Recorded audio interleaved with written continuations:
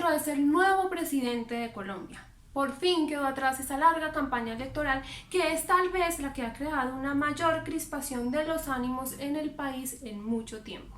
Empecemos con estas piezas para armar este rompecabezas.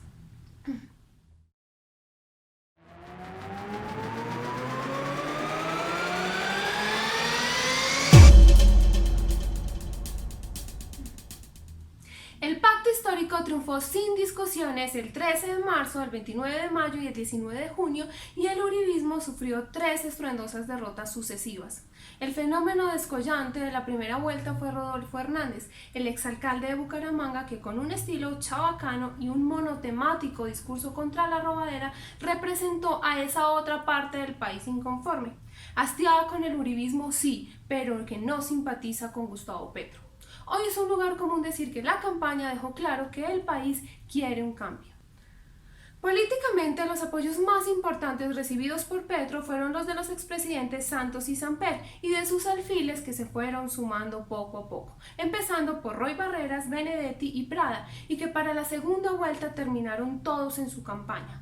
Un importante sector de la burguesía entendió que, como lo expresó certeramente el exministro Alejandro Gaviria, el país es un volcán a punto de estallar y Petro es quien garantiza una explosión controlada. Llaman la atención los vertiginosos hechos que se sucedieron después de conocerse el veredicto de las urnas, empezando por el discurso del vencedor centrado en el llamamiento a un gran acuerdo nacional, con Uribe incluso. Si no entendí mal, para sacar adelante las reformas que nos permitan desarrollar el capitalismo, superar el atraso, las desigualdades, la pobreza y el hambre.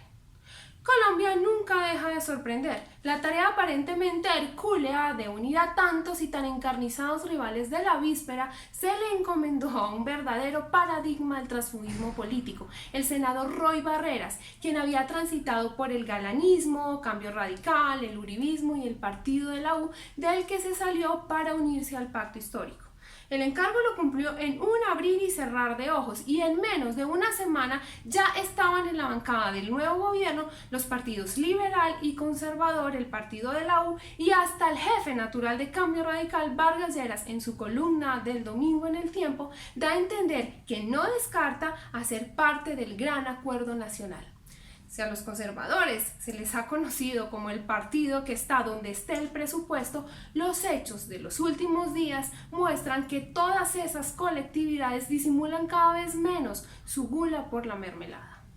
Entre los gremios económicos que hablaron de un salto al vacío con Petro, de expropiaciones y de que llevaría al país a la situación de Venezuela, curiosamente comienzan a escucharse voces de conciliación.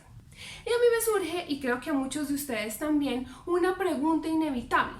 Con todo ese sancocho de la vieja clase política en la bancada del gobierno, a quienes se suman los empresarios que no hace mucho clamaban por una reforma para endurecer las condiciones laborales y de las pensiones, ¿será posible el tan anhelado cambio que pidieron a gritos los colombianos en las movilizaciones de los últimos años y reclamaron con su voto?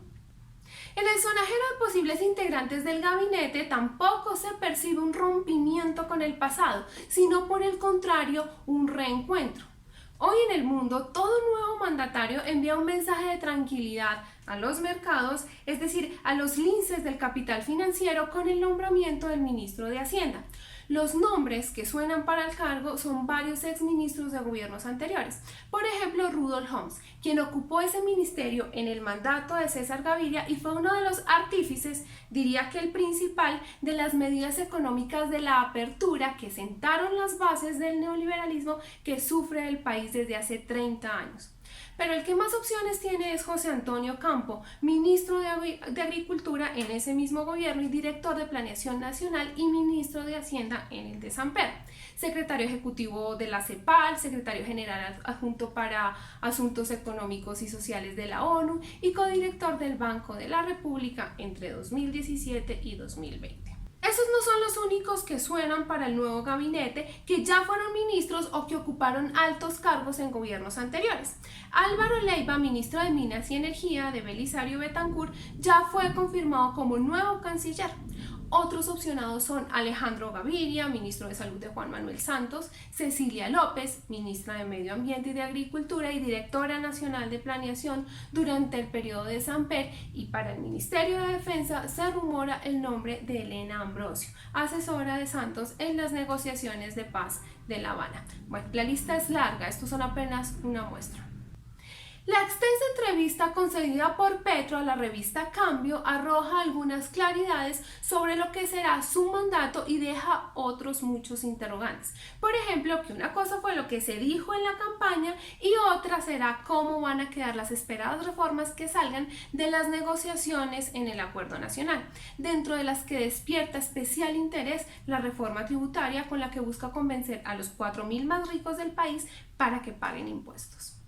Sobre la transición energética y el paso de una economía extractivista a una de la vida, dijo sin rodeos que como el precio del carbón está subiendo en los mercados internacionales, en vez de reducirse su producción, aumentará en los próximos 4 años.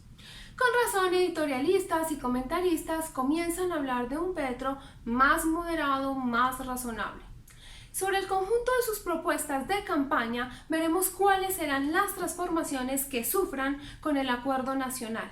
Miren esto, en su campaña habló de acabar las EPS y su asesor para asuntos de salud está diciendo que eso no va a pasar.